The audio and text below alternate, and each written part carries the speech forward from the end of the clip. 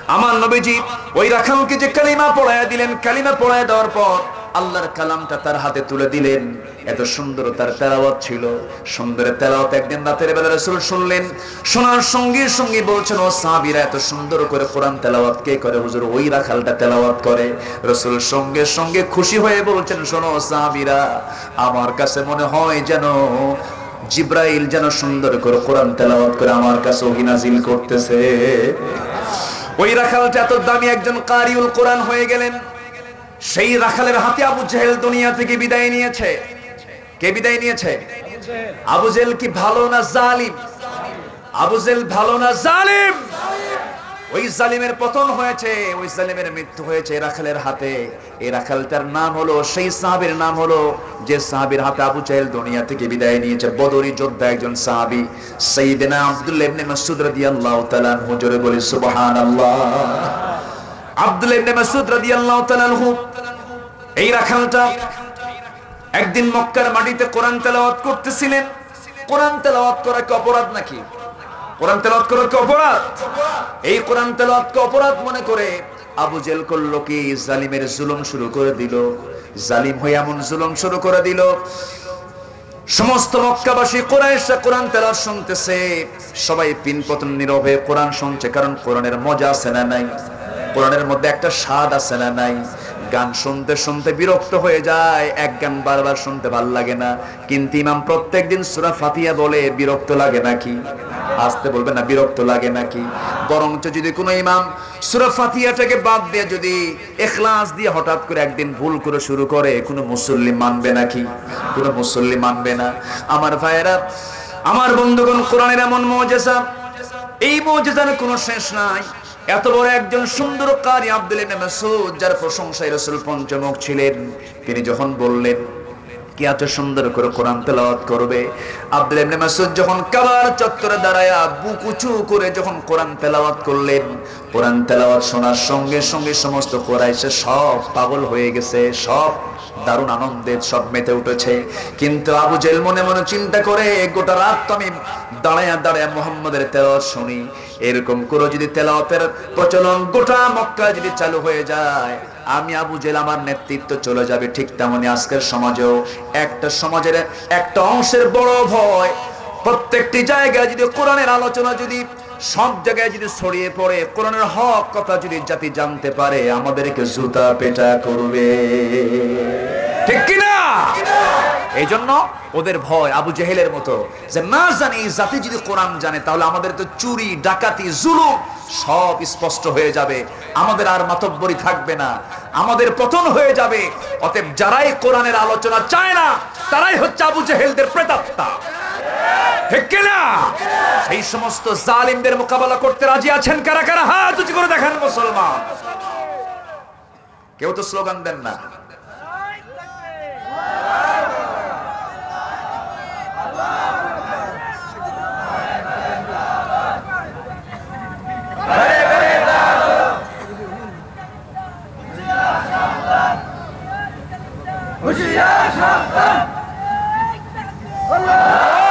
নারায়ে তাকবীর।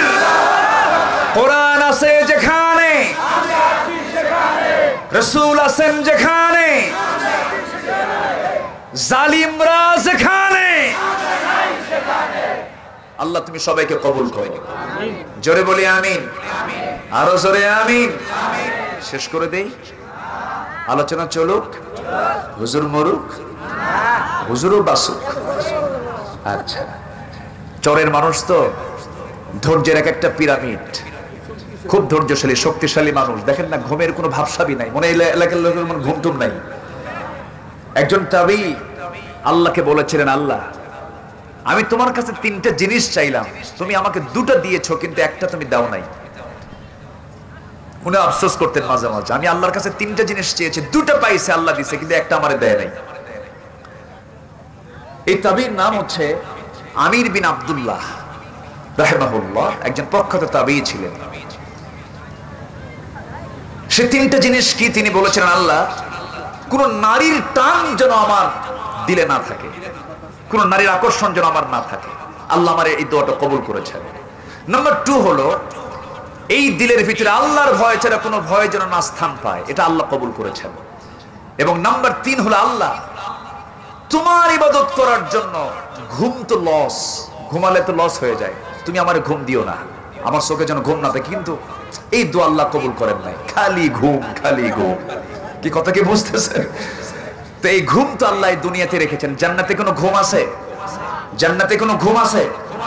চলে গাজি কে বা তোমায় দেয় ফাঁকি, চলো চলো চলো মুজাহিদ, পথে যে এখনো বাকি, ভোলো ভোলো ব্যথা ভোলো, মুছে ফেলো ও আখি, চলো চলো চলো মুজাহিদ। আল্লাহ কবুল করুন। জোরে বলি আমিন, আরো জোরে আমিন। এরপরে কি হলো? এরপরে আবু জেহেল এই কথা শোনা মাত্রই বলতেছে, একজন রাখাল আমাকে এমন করে কথা বলল, এত দাপট। এই কথা শুনে আবু জেহেল মানে হতাশ হয়ে গেল, এই আমাকে এরকম করে কথা বলল।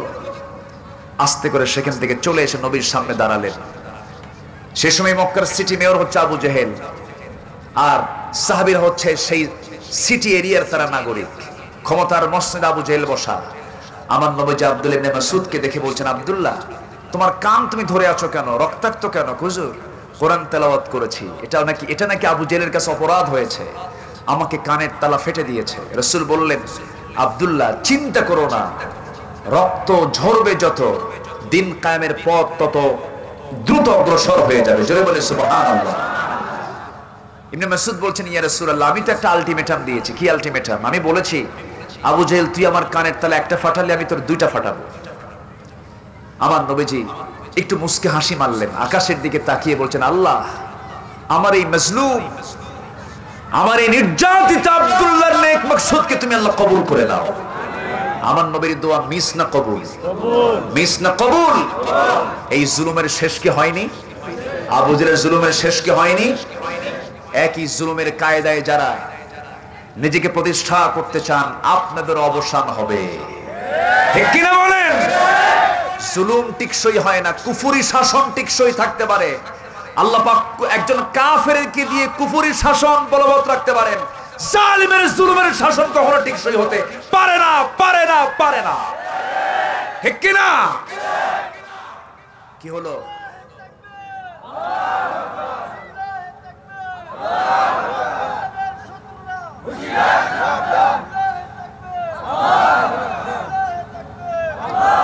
অনেকে আছে এই জাতীয় স্লোগানও সহ্য করতে পারে না, আছে না নাই? নেতার নাম নিয়ে স্লোগান হয়, আছে না নাই? তারা রাজপথ কাঁপাবে, তাদের স্লোগান সম্পূর্ণ জায়েজ আছে, কিন্তু কোরআনের স্লোগান দিলেই ওদের গায়ে জ্বালা পড়া করে, এরকম আছে না নাই? আচ্ছা আমাদের নামাজে স্লোগান নাই? যখন নামাজে দাঁড়াই তখন কি বলি? রুকুতে গেলে কি বলি? সেজদায় গেলে কি বলি? জানাজায় তাকবীর আছে না নাই? প্রথম তাকবীর কি? দ্বিতীয় তাকবীর কি? তৃতীয় তাকবীর কি? চতুর্থ তাকবীর কি? শিশু জন্ম নিলে তাকবীর কি? আরো জোরে বলেন। জন্মে আল্লাহু আকবার, নামাজে আল্লাহু আকবার, জানাজায় আল্লাহু আকবার। আর সে আল্লাহু আকবার যাদের ময়দানে পছন্দ হয় না, এরা ইসলামের চরম চরম চরম শত্রু। ঠিক কিনা? সম্মানিত ভাইয়েরা, আবু জেহেল আব্দুল্লাহ ইবনে মাসউদের আলটিমেটাম শুনে থরথর করে কাঁপতেছে। সময় বেশি দিন গেল না, হঠাৎ করে হিজরতের সময় চলে এলো। রাসূল হিজরত করলেন, মদিনায় চলে গেলেন। বদর যুদ্ধের ডাক চলে এলো। কাফিরদের লিডার, কুরাইশদের লিডার হলো আবু জেহেল। 1000 সৈন্য নিয়ে। কত হাজার? 1000। আমার নবীজি রোজার মাসে রোজা রাখছেন সাহাবায়ে কেরামকে নিয়ে। বউ নাই, বাচ্চা নাই, ঘর নাই, বাড়ি নাই, টাকা নাই, পয়সা নাই। সাহাবীরা হিজরত করে কেবল মদিনায় আসছেন। 16টা রোজা রেখে সবাই কাতর, অসুস্থ। রোজা রাখলে কি শারীরিক শক্তি বাড়ে না কমে? কমে যায়। আমার নবীজির কানে সংবাদ চলে এলো, জালিম আবু জেহেল। দেখেন রমজান মাসে, বোঝেন না? জালিম আবু জেহেল লোহিত সাগর পাড়ি দিয়া পাশ দিয়ে ঘেসে ঘেসে সে 3.5 মাইল অতিক্রম করে চলে আসছে বদর নামক প্রান্তরে। যুদ্ধ করার জন্য সে প্রস্তুতি নিয়ে চলে এসেছে। আমার নবীজির কানে যখন সংবাদ চলে এলো, রাসূল বললেন জালিমদের বিরুদ্ধে, কাফেরদের বিরুদ্ধে, মুনাফিকদের বিরুদ্ধে, ফাসিকদের বিরুদ্ধে আমরা লড়াই করব। আমার নবীজি বলছেন সাহাবীরা কারা কারা আছো? তরবারি নাই, খেজুরের ডাল কেটে রাসূলের সামনে হাজির হয়ে বলছে হুজুর এই খেজুরের ডাল দিয়ে যুদ্ধ করব। আমার নবীজি বলছেন সাহাবীরা রে কে কে আছো আসো। সব টেনে টেনে আনসার কিছু সাহাবী, মুহাজির কিছু সাহাবী মিলে 313 জন মিলে গেল। 311 জন যখন হলো, ছোট্ট দুইটা বাচ্চা, মদিনার আফরার ছেলে মুআজ এবং মুআজ রাদিয়াল্লাহু আনহুমা, এই ছোট্ট দুইটা বাচ্চা নবীর সামনে দাঁড়িয়ে বলে হুজুর সৈন্য সংখ্যা তো কম হয়ে গেছে, শুনলাম তাদের নাকি 1000 সৈন্য, যদি আপনি একটু দয়া করে, আমরা যদিও ছোট মানুষ, আমাদেরকে যদি পারমিশন দিতেন আমরা যুদ্ধে চলে যেতাম। রাসূল বললেন না, দেওয়া যাবে না। 11 বছর 13 বছর এটা যুদ্ধের ফিটনেস হয় না। যুদ্ধ হওয়ার জন্য তরবারি ধরার মতো শক্তি পাও বলতে একটা অনুমতি দিতে পারবো না। বড়জন বলে হুজুর ও তো লম্বাই ছোট, ও যুদ্ধে যাবে না, আপনি অন্তত আমাকে অনুমতি দিয়ে দেন। ছোটজন বলছে ইয়া রাসূলুল্লাহ যদিও সে লম্বায় বড় হতে পারে কিন্তু আমার বাহুবল বেশি, আমার গায়ে শক্তি বেশি। আমার রাসূল বলেন কেমন করে বুঝবো আমি? হুজুর দুইজনকে মারামারি লাগায় দেন। আমার নবীজি একটু মজার মানুষ ছিলেন। রাসূল বললেন ঠিক আছে তোমরা দুজন শুরু করে দাও, কুস্তি মারামারি শুরু করো, দেখি কার শক্তি বেশি। দুজন যখন সামনে কুস্তি শুরু করে দিয়েছে, বড়জন স্বাভাবিকভাবে ছোটজনকে নিচে ফেলে দিয়েছে। ছোটজন তার মুখটা নিয়ে তার কানের, বড় ভাইয়ের কানের মধ্যে ঢুকায় দিয়ে বলছে ভাই রে একসঙ্গে খেলি, একসঙ্গে ঘুমাই, একসঙ্গে খাই দাই, তুই একসঙ্গে যুদ্ধে যাবি, তুই একাই যুদ্ধে যাবি, এটা কেমন করে হয়? একটা বারের মতো তোর গায়ের শক্তি কমায় দে, বুকের উপর উঠে প্রমাণ করে বুঝায় দে তোর শক্তির চেয়ে আমার শক্তি কোনো অংশ কম নয়। আমার নবীজি টের পেলেন, নবীজি টের পেয়ে মুস্কি হাসি মারলেন, কিন্তু চোখে তার পানি টলমল করছে। হারে শক্তি নাই কিন্তু ইমানের হিম্মতটা আছে।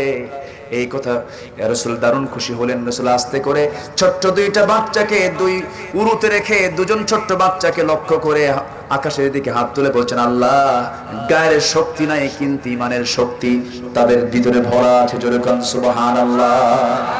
এই দুইজনকে আমি রাসূল অনুমতি দিয়ে দিলাম। এই ছোট্ট দুইটা বাচ্চাকে রাসূল বলছেন তোমরা যে যুদ্ধ করতে যাবে, কাদের বিরুদ্ধে যুদ্ধ করবে? এই ছোট্ট দুইটা বাচ্চা বলে ইয়া রাসূলুল্লাহ আমরা সবার বিরুদ্ধে যুদ্ধ করার মতো আমাদের কোনো এনার্জি নাই, সবচেয়ে বড়টার বিরুদ্ধে যুদ্ধ করতে যাব কে? সবচেয়ে বড় জালিম কে? আসতে বলবে না, সবচেয়ে বড় জালিম কে? আবু জেহেলকে খতম করতে যাব। রাসূল বলেন শোনো, আবু জেহেলকে খতম করতে গেলে তোমার যে গায়ের শক্তি দরকার তা তো নাই, অনেক লোকজন তাকে পাহারা দেবে। ইয়া রাসূলুল্লাহ যত কিছুই হোক না কেন শুধু দেখায় দিবেন, বাকি কাজটা আমরা সম্পূর্ণ করব। জোরে কোন সুবহানাল্লাহ, আর জোরে কোন সুবহানাল্লাহ। বিজয়ের জন্য দরকার গায়ের শক্তি নাই, ইমানের শক্তি। আসতে বলবেন না কিসের শক্তি? মুসলমানদের বিজয় এসেছে অস্ত্র দিয়া, গায়ের শক্তি দিয়া না ইমান দিয়া? আসতে বলবেন না কি দিয়া? আজকের দুনিয়াতে অস্ত্রের শক্তি আছে না নাই? গায়ের শক্তি আছে না নাই? ইমানের শক্তি দুর্বল, ইমানের শক্তি দুর্বল। যদি ইমানের শক্তি যদি দুর্বল না হয়, সবল হতো, গোটা পৃথিবীর কোনো তাগুত আমাদের সঙ্গে পারতো না রে ভাই, ঠিক কি না? এই জন্য মজবুত করতে হবে কি? ইমান। আমার ভাইয়েরা আমি বেশি সময় নেব না, শেষ করার চেষ্টা করছি। একটু কান লাগান, মনোযোগ দিয়ে শোনার চেষ্টা করুন। আজকের আলোচনার সাবজেক্টটা কি বলেন? আসতে বলুন না কি? আর জুলুমের গডফাদার কে? আবু জেহেল। জুলুমের গডফাদার কে? আবু জেহেল। সে আবু জেহেল যুদ্ধের ময়দানে হাজির হয়ে গেছে। অথবা সাইবা, মুগিরা, ওয়ালিদ, বড় বড় 8টা 9টা কাফের সব হাজির হয়ে গেছে। আমার নবীজির ব্যাপারে একজন কাফের আবু জেহেলকে লক্ষ্য করে বলতেছেন ও আবু জেহেল শোনো, এই যে 3.5 সময় অতিক্রম করে আমরা বদর নামক প্রান্তর পর্যন্ত আসলাম, এত কষ্ট করে যার বিরুদ্ধে যুদ্ধ করতে আসছি, আবু জেহেল সত্যি করে বলো তো মুহাম্মদ লোকটা কেমন? এবার আবু জেহেল বলতেছে মুস্কি হাসি মেরে, ও কাফেরের দলের লোকের, আমার বন্ধু বান্ধবরা, তোমরা আমাকে যে প্রশ্ন করতেছো আমরা যার বিরুদ্ধে যুদ্ধ করতে আসছি, সত্য কথা যদি বলতে চাও, সত্য কথা যদি শুনতে চাও, সত্য কথা যদি আমার মুখ থেকে তোমরা যদি শুনতেই চাও, আমি বলছি, আকাশকে সাক্ষী রেখে বলছি, এই আসমানের নিচে জমিনের উপরে আমার চোখে দেখা মুহাম্মাদের চাইতে ভালো মানুষ আর জমিনে দ্বিতীয়টা নাই। কে কয়? কে বলতেছে? জালেম। কে বলতেছে? জালেম। জালেমরা জানে কারা ভালো মানুষ, ঠিক কি না? জালেমরা যে জুলুম করে ওরা জানে যে আমরা ভালো মানুষের উপরে জুলুম করতেছি, এটা জানে ওরা। এবার উতবা সাইবা মুগিরা বলতেছে, আবু জেহেল তাহলে এত ভালো মানুষ, মুহাম্মদের বিরুদ্ধে আমরা যুদ্ধ কেন করতে আসলাম? আবু জেহেল বলতেছে, যুদ্ধ করতে আসার মূল কারণ হলো আমি আমার চেয়ার ছাড়ব না। কি কথা কি বোঝা গেল? আমি আমার ক্ষমতা ছাড়ব না, আমার নেতৃত্ব আমি ছাড়তে পারবো না, আমার কর্তৃত্ব আমি ছাড়তে পারবো না, আমাদের কুরাইশদের দাপট আমরা ছাড়তে পারবো না। এরপরে যুদ্ধ যখন শুরু হয়ে যাবে 313 জন সাহাবী নিয়ে আবার নবী বদর প্রান্তরে হাজির হয়ে গেলেন।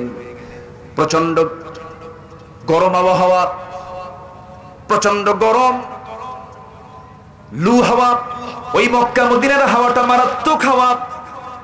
সেই আবহাওয়ার ভিতরে সাহাবায়ে কেরাম ঘর্মাক্ত শরীর নিয়ে রাসূলকে লক্ষ্য করে বলছেন, ইয়া রাসূলুল্লাহ, যুদ্ধ করতে আসলাম রমজান মাসে, আমরা কি রোজাটা রাখবো নাকি? রাসূল বললেন, না, রোজা রাখার প্রয়োজন নেই, রোজা তোমরা ভেঙে ফেলে দাও।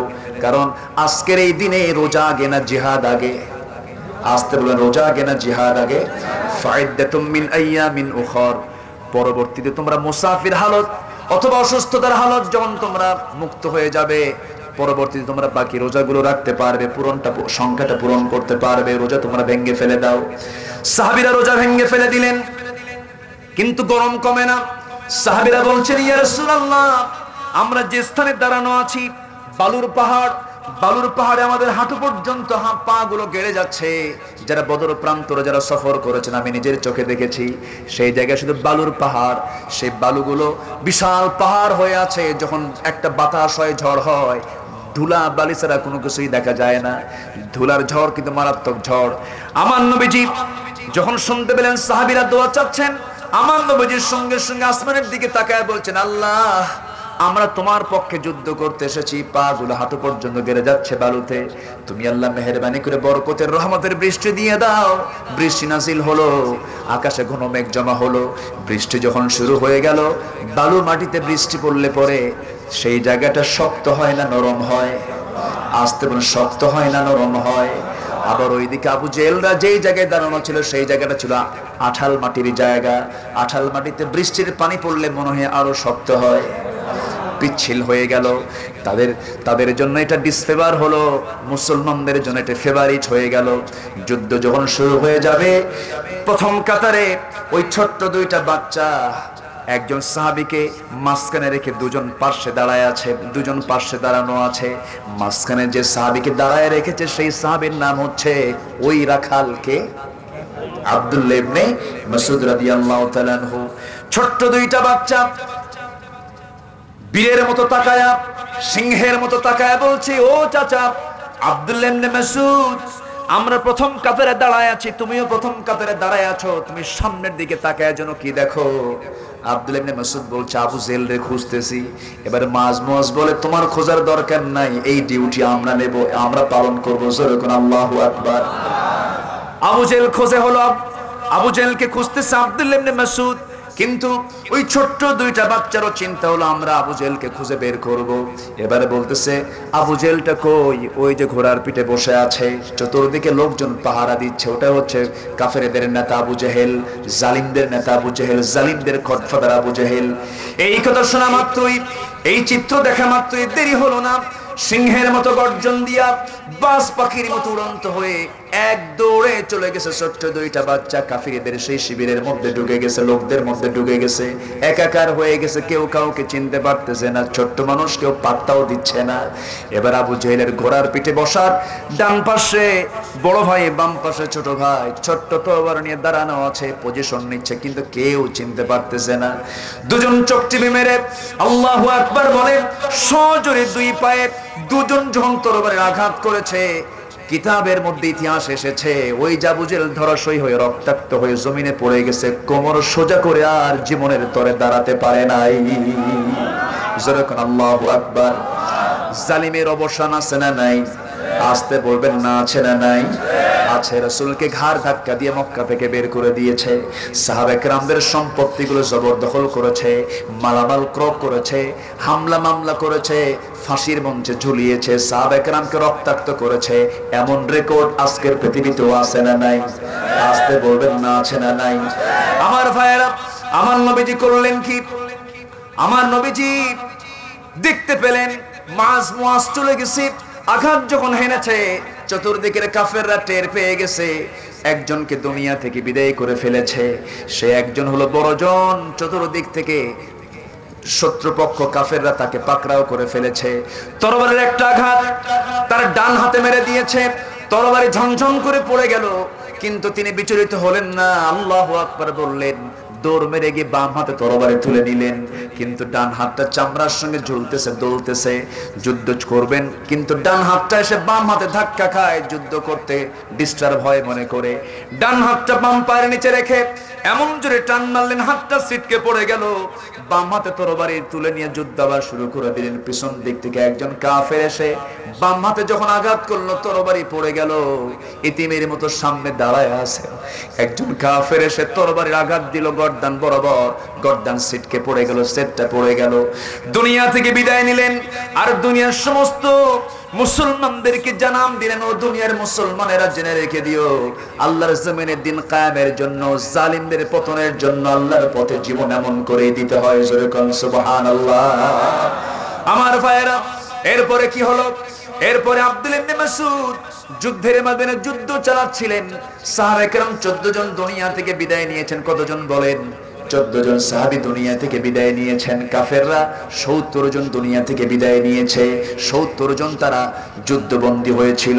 আমার নবীজি তাদেরকে গ্রেফতার করে ফেলেছিলেন। তার মধ্যে আমার নবীর জামাইও একটা ছিল। আমার নবীর কি জামাই একটা ছিল? আপন চাচা আব্বাস রাদিয়াল্লাহু আনহু ছিলেন। কি যুদ্ধের ময়দান! বাপ বেটার যুদ্ধ, জামাই শ্বশুরের যুদ্ধ, ভাই ভাইয়ের যুদ্ধ। আল্লাহু আকবার। ইসলাম মানতে গেলে পারিবারিক বাধা আছে না নাই? সামাজিক বাধা আছে না নাই? আত্মীয়ের বাধা আছে না নাই? এজন্য ইসলাম মানতে হলে কোনো অ্যাডজাস্ট করে ইসলাম মানা যাবে না। ইসলাম মানতে হবে, শক্তভাবে ইসলামকে গ্রহণ করে মানতে হবে, ঠিক কি না? একই পরিবারের 4 ভাই 4 দল করে, আছে না? 4 ভাই কি 4 দল করে। যে দল ক্ষমতায়, ভাই তুই চিন্তা করিস না, আমি 5 বছর আছি, আছে না নাই? এরকম অ্যাডজাস্ট করে ইসলাম মানলে চলবে না। ইসলাম মানতে হবে সঠিকভাবে, স্ট্রিক্ট ভাবে। আল্লাহ তুমি সবাইকে বোঝার তৌফিক দিয়ে দাও। জোরে বলি আমিন, আরো জোরে আমিন। ইবনে মাসউদ রাদিয়াল্লাহু তাআলা আনহু যুদ্ধ শেষ হয়ে গেছে, কিন্তু তার মনটা খারাপ। যুদ্ধ থেমে গেল, যুদ্ধবন্দী সব গ্রেফতার হয়ে গেল, কাফেররা সব মারা গেল, কিন্তু আমার তো নিয়তটা পূরণ হলো না। তার নিয়ত হলো আবু জেহেলের কানের তালা কটা ফাটাবেন? 2টা ফাটাবেন, কিন্তু আবু জেহেল কি তিনি খুঁজে পাচ্ছেন না। মনটা খারাপ, খুঁজতেছেন তন্ন তন্ন করে, গোটা যুদ্ধের ময়দান তিনি খুঁজে বেড়াচ্ছেন। আবু জেহেল কই? কোথায় আইন আবু জেহেল? কোথায় আবু জেহেল? সামনের দিকে তাকায় দেখে মরে নাই এখনো, কারণ পায়ে লাগছে তো, শুধু রক্তক্ষরণ হচ্ছে। সামনে যায় দেখে আবু জেহেল দিব্যি পড়ে আছে। দারুণ খুশি, কারণ পাইছে তো, বুঝেন না? সামনে পাইছে। কোরআন তেলাওয়াতে বাধা দিছিস, জুলুম করছিস বহু, অত্যাচার করেছিস বহু, আজকে কোনো ছাড়াছাড়ি নাই, ঠিক কি না?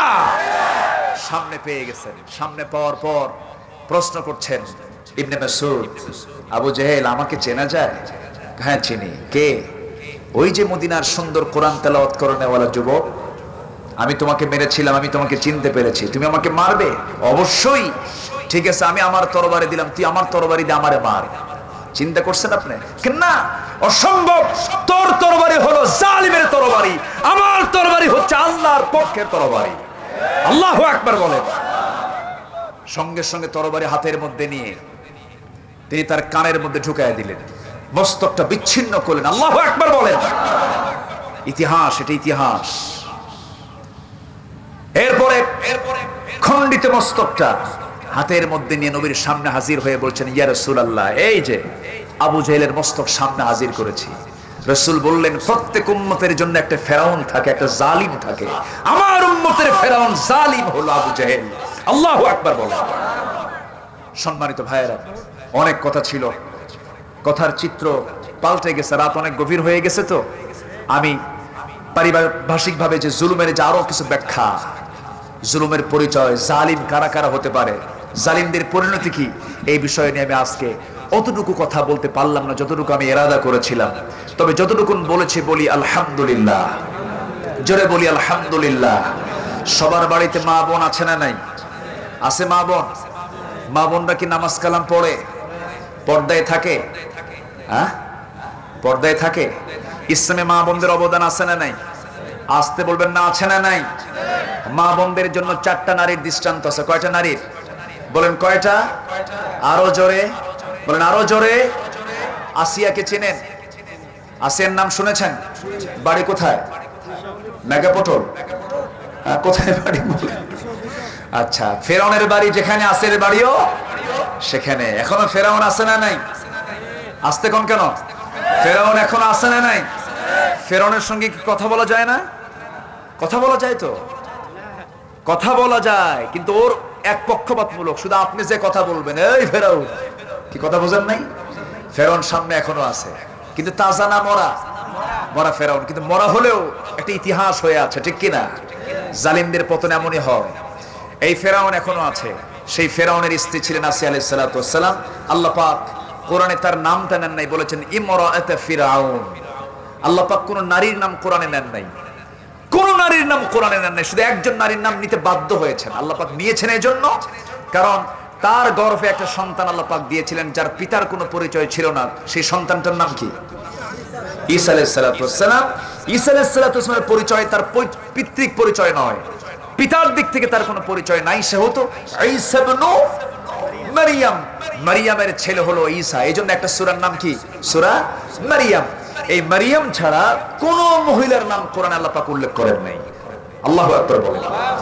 ইমরাআত ফিরাউন, ফিরাউনের স্ত্রী, কি সম্মান আল্লাহ পাক তাকে দান করেছেন, কি মর্যাদা আল্লাহ পাক তাকে দিয়েছেন, কি দাম আল্লাহ পাক তাকে দিয়েছেন।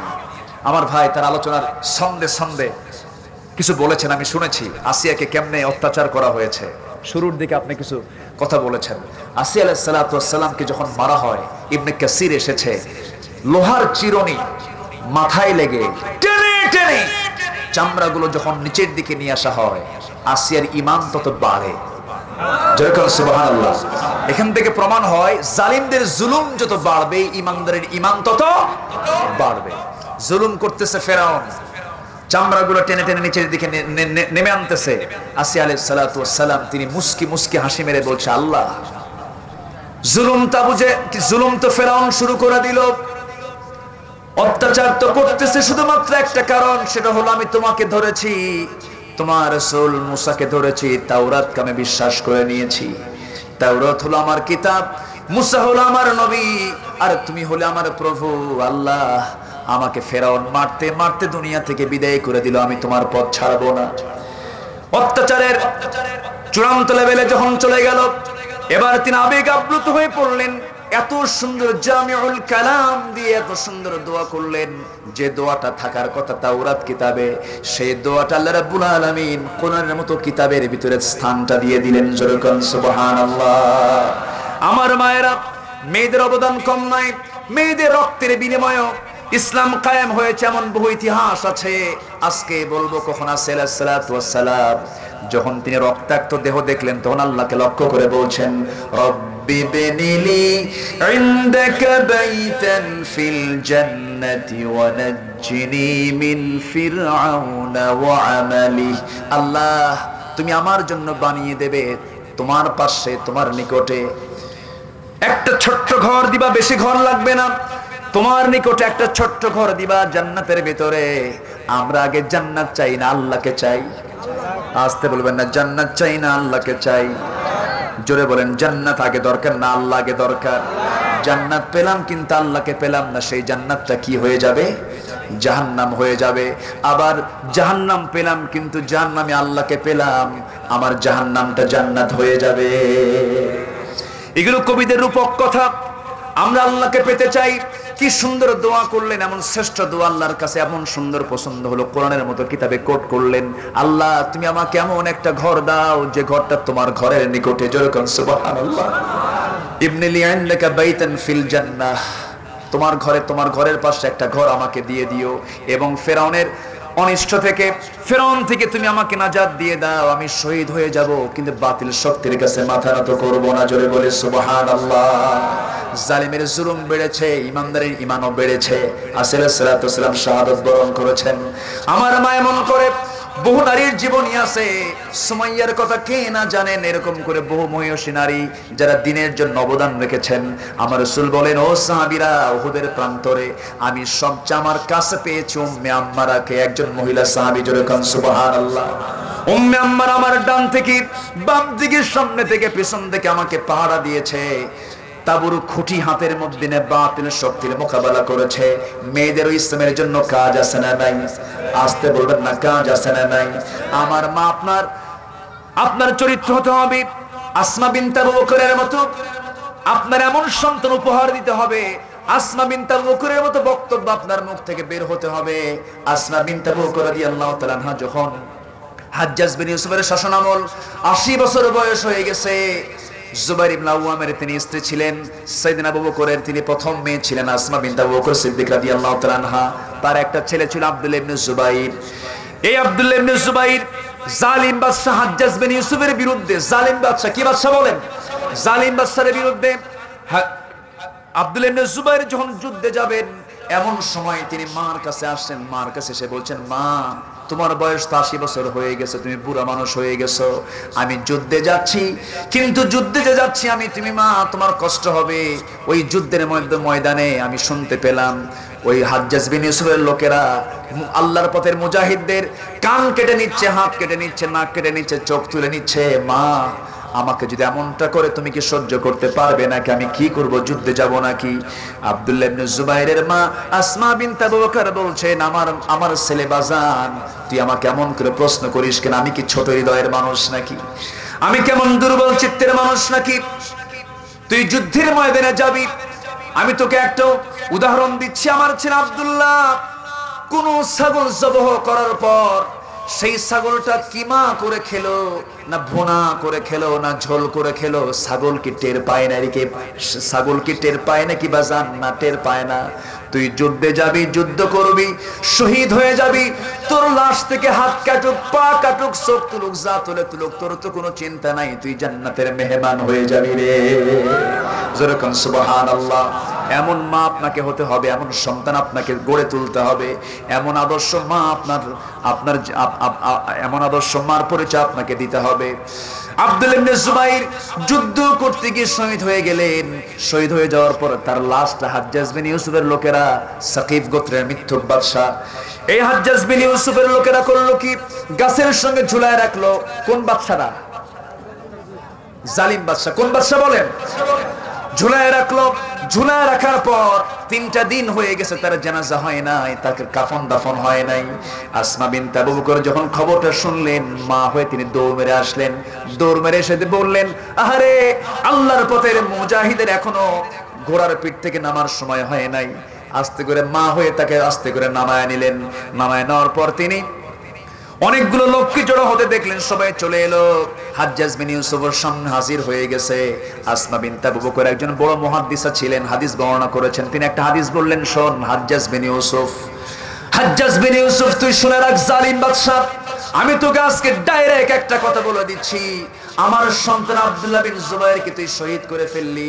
আমার নবী একটা হাদিস বর্ণনা করেছেন, আমি নিজের কানে শুনেছি, বনু সাকিফ গোত্রের একজন মিথ্যুক বাদশা আসবে। আমি বলছি সেই মিথ্যুক বাদশা তুই হাজ্জাজ বিন ইউসুফ। জোরে করে আল্লাহু আকবার। ওই সমস্ত মহিলাদের বুকে কোনো ভয় ছিল নাকি? জালিমদের সামনে তার অকপটে কথা বলেছেন। আমার মা, এই জাতীয় চিন্তা, এই জাতীয় মানসিকতা আপনার মধ্যে তৈরি করতে হবে।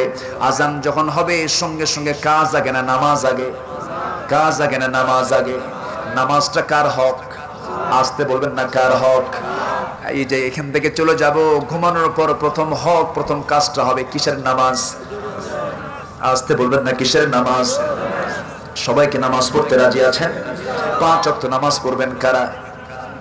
চিৎকার মেরে বলি, ইয়া আল্লাহ। আরো জোরে, ইয়া আল্লাহ, ইয়া রহমান, ইয়া রহিম। আমাদেরকে 5 ওয়াক্ত সালাত আদায় করার তৌফিক তুমি আল্লাহ দিয়ে দাও। জোরে বলি আমিন। আরো জোরে আমিন, আরো জোরে আমিন। নামাজ তো সবার জন্য বাধ্যতামূলক, পর্দার দরকার আছে না নাই? পর্দার আয়াতের যদি তাফসীর করতে যাই সূরা নূরের 30 নম্বর আয়াত, তাহলে মোবাইল ব্যবহার কারো চলবে না। কুল্লিল মুমিনিন ইয়াগুদ্দু মিন আবসারিহিম ওয়া ইয়াহফাযু ফুরুজাহুম। মোবাইলে কি ফিতনা আছে না নাই? আসতে বলবেন না, ফিতনা আছে না নাই? আপনি চোখের গুনাহ করবেন না, আপনাকে গুনাহ করতেই হবে, এমন একটা সিচুয়েশন আজকে মোবাইলে হয়েছে। এইজন্য মোবাইল ব্যবহারে বিশেষ করে অস্ত্র কি সবার হাতে তুলে দেওয়া যায়? বলেন, অস্ত্র কি সবার হাতে তুলে দেওয়া যায়? শিশুর হাতে যদি আপনি ছুরি তুলে দেন, ও কি ছুরি দিয়া ফল কাটবে না নিজে কাটবে? নিজে কাটবে। মোবাইলের সঠিক ব্যবহার হওয়া উচিত, প্রযুক্তির ডিভাইসগুলোর ব্যবহার সঠিকভাবে হওয়া উচিত। এক্ষেত্রে অবশ্যই ছেলে মেয়েদের প্রতি খেয়াল করার দরকার আছে না নাই? আছে। আমার মা বোনেরা যারা এসেছেন, মেহেরবানি করে পর্দার বিষয়টা খেয়াল করবেন। আমার ভাইয়েরা যারা এসেছেন, চোখটাকে নিয়ন্ত্রণ করব আমরা, আল্লাহ আমাদের হাতে জান্নাত তুলে দিবেন। সুন্দর কথা বলেছেন আমার ভাইজান, আমি ওইদিকে যাচ্ছি না।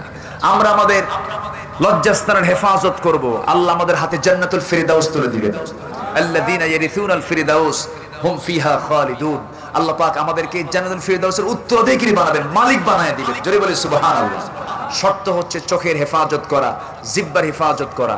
যার জিহ্বা কন্ট্রোল, চোখ কন্ট্রোল, লজ্জাস্থান কন্ট্রোল, তার হাতের ভিতরে জান্নাত চলে আসবে। জোরে বলি সুবহানাল্লাহ। নামাজ পড়ার দরকার আছে না নাই? কয় ওয়াক্ত নামাজ? আসতে বলবেন না, কয় ওয়াক্ত নামাজ? হেদায়েত পাবো আমরা কোন দরবারে না কোরআনে? হেদায়েত পাবো কোন দরবারে না কোরআনে? আমরা দরবারে বেশি দৌড়াই না কোরআনের দিকে বেশি দৌড়াই? কোন দিকে বেশি দৌড়াই? দরবারে দরবারে দৌড়ার দরকার নাই। দরবার টরবার ছাড়েন, আমরা ধরবো কি? আস্তে আমরা ধরবো কি? কোরআন কঠিন না সহজ? বলেন, কঠিন না সহজ? সহজ। সবচেয়ে সহজ হচ্ছে কোরআন। আপনি চেষ্টা করুন, দেখবেন আপনার জমির দলিল বোঝা যত কঠিন, জমির দলিল লেখা বোঝা, এর মাঠ পর্সা, তারপর কি খতিয়ান, কত জটিলতা আছে, এত জটিলতা কোরআনে নাই। অনেক সহজ কোরআন। জোরে বলি সুবহানাল্লাহ। কিন্তু বুড়া চাচা গ্রামের জমির দাগ নাম্বার পারে, আছে না? লিখতে পারে না, পড়তে পারে। চাচা দাগ নাম্বার কত? 93। ঠিক কিনা? চাচা আপনি কি সূরা ফাতিহা পড়েন? বাবা বুঝে আসে না, আছে না? নাই বলেন তো। কোরআন বুঝে আসে না, কিন্তু দলিল নাম্বার, দাগ নাম্বার বুঝে আসে। এজন্য এটাকে আয়ত্ত করতে হবে। এটা হচ্ছে এমন একটা কিতাব, এটা এমন একটা কিতাবের নাম, জান্নাতের কোন দরজা দিয়ে ঢুকবেন তার দাগ নাম্বার, খতিয়ান number, CS number, MRR number সব এই কোরআনে আছে না নাই? সবার আগে আমরা কোরআন শিখবো। জোরে বলি ইনশাআল্লাহ। আল্লাহ তুমি জালিমদের জুলুম থেকে মাজলুমকে বাঁচাও, জালিমদেরকে তুমি আল্লাহ হেদায়েত দাও, আর হেদায়েত যদি না কপালে জোরে তুমি আল্লাহ ধ্বংস করে দাও। জোরে বলি আমিন। অনেক কথা বললাম ভাঙ্গা চূড়া, একজন বড় আলেমকে সামনে রেখে আমি কি বলবো? আসলে মানে আমাদের মাহফিলগুলো, দেশে যত মাহফিল হয়, হাজার হাজার মাহফিল, একসঙ্গে যে আপনারা কেমনে এখানে মিলেছেন আমি তো এটাই বুঝতেছি না। এই সমীকরণ যে কেমনে হলো, মেগা পটলবাসীর আমার মনে হয় কপালটা ভালো যে একসঙ্গে আপনারা দুজন মেহমানকে একই দিনে পাইছেন, আবার এত বড় একজন মেহমানকে আবার জোর করে এখানে বসে রাখছেন। এই জায়গায় তিনি বসে আলোচনাগুলো তিনি শুনতেছিলেন। আসলে সেই জাতীয় যোগ্যতা আমার নাই। তিনি অনেক দামি দামি কথা বলেছেন। আল্লাহ তুমি তার কথাগুলোকে, আমার কথাগুলোকে সবার জীবনে আমলে নিয়ে আসার তৌফিক দিয়ে দাও। আল্লাহ তুমি আমাদের সবাইকে দ্বীনের জন্য কবুল করে দাও। আমার কথায় কোনো কষ্ট পেয়েছেন? মন খারাপ করেছেন? অনেক কথা একদিনে হয় না তো। একটা সাবজেক্ট নিয়ে বললে সেই সাবজেক্টই শেষ করতে হয়। বহু কথা ছিল, পারলাম না। একটা সাইড নিয়ে আমি কথা বললাম। আল্লাহ তুমি সবাইকে বোঝার তৌফিক দাও। একটা আমল শিখায় দেই, একটা আমল, খুব আরাম পাবেন। সবাই শুনবেন। একটা আমল, এক কথায় আমরা কম খাবো। কি খাবো বলেন? বলেন বলেন। বেশি খাবো না কম খাবো? কম খাবো, এতে পেটের শান্তি হবে। বলি আলহামদুলিল্লাহ। জোরে বলি আলহামদুলিল্লাহ। রাসূল বেশি খেয়েছেন না কম খেয়েছেন? কম খেয়েছেন। রাসূল ভরা পেটে না একটু ফাঁকা রেখেছেন? ফাঁকা রেখেছেন। ডাক্তাররা কি বলে? বেশি খাও না কম খাও? কম খাও। আচ্ছা, হিংসা বাদ দেব, মনের শান্তি আসবে। কিসের শান্তি আসবে? মনের শান্তি। তাহলে পেটের শান্তি বেশি খেলে না কম খেলে? আচ্ছা, মনের শান্তি হিংসা করলে না হিংসা বাদ দিলে? হিংসা বাদ দিলে। আরেকটা হচ্ছে গুনাহ ছাড়বো আমরা। গুনাহ ছাড়লে আত্মার শান্তি। কিসের শান্তি? গুনাহ করলে কিন্তু শান্তি নেই। কোনো যদি কারো পরকীয়া থাকে, দেখবেন ওর দিন রাত খেলে অস্থিরতা। যদি কোনো আকাম কুকাম কেউ করে, যদি কেউ কাউকে মারতে যায়, ধরতে যায়, দেখবেন তার আত্মার কোনো শান্তি। হাই রে, কখন যেন আমারে মারে, কি ঠিক কিনা বলেন? তাহলে আত্মার শান্তির জন্য দরকার হলো গুনাহ ছেড়ে দেওয়া। মনের শান্তি যদি আনতে চাই আমরা, তাহলে আমাদের হিংসা ছেড়ে দিতে হবে। পেটের শান্তি যদি আনতে চাই, তাহলে কম খেতে হবে। আরেকটা হলো জিহ্বা। এই জিহ্বার যদি আমরা প্রশান্তি চাই, তাহলে কথা বেশি বলা না কম বলা? কথা বেশি বলা না কম বলা? কিন্তু আমরা কথা কম করি না বেশি করি? হ্যাঁ বলে, হ্যাঁ কথা বেশি বলা যাবে, কিন্তু সেই কথা হতে হবে কি? হক কথা, কোরআনের কথা। জোরে বলে ইনশাআল্লাহ। একজন তাবেঈ উরওয়া ইবনে জুবাইর, ওই যে আব্দুল্লাহ ইবনে জুবাইরের ভাই উরওয়া ইবনে জুবাইর রাহমাতুল্লাহ আলাইহি, তিনি প্রত্যেকদিন সারাদিন, প্রত্যেকদিন জীবনের ৭১ বছর তিনি বেঁচে ছিলেন, প্রত্যেক দিন তিনি ৭.৫ পারা কোরআন তেলাওয়াত করতেন। কত পারা? দিনের বেলা পড়তেন, আর রাতের বেলা ৭.৫ পারা কোরআন আবার নামাজে তেলাওয়াত করতেন। তার কত পারা হলো? ১৫ পারা। ৪ দিনে তার কোরআন দেখে পড়ে খতম হতো এবং নামাজে খতম হতো। এই আমল তিনি করেছেন ৭১ বছর বয়স পর্যন্ত। জোরে বলে সুবহানাল্লাহ। তাহলে যে জায়গায় কথা বলতে হবে সেই জায়গায় কথা বলবো, না হলে কোনো কথা না থাকলে আমরা চুপ থাকবো। কম খাওয়া পেটের শান্তি, হিংসা বাদ দেওয়া মনের শান্তি, গুনাহ পরিত্যাগ করা আত্মার শান্তি, কথা কম বলা জিহ্বার শান্তি। আলহামদুলিল্লাহ বলেন। আল্লাহ তুমি সবাইকে বুঝার তৌফিক দিয়ে দাও। আসুন আমরা দোয়া করি, আল্লাহর কাছে প্রার্থনা করি, আল্লাহ তুমি মেগাপোটের প্রত্যেকটা ঘরকে ইসলামের দুর্গ বানায় দাও। ঘরে ঘরে খাদিজা বানাও, ঘরে ঘরে খালিদ বিন ওয়ালিদ বানাও, ঘরে ঘরে নামাজি বানাও। জোরে বলি আমিন। এই এলাকায় জমি নিয়ে মারামারি হয় নাকি?